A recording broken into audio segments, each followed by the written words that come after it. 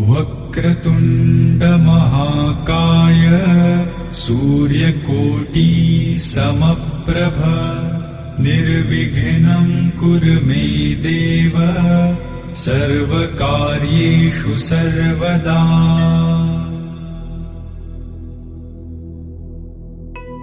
वक्रतुण्ड महाकाय सूर्यकोटि समप्रभ निर्विघ्नं कुरु मे देव सर्वकार्येषु सर्वदा।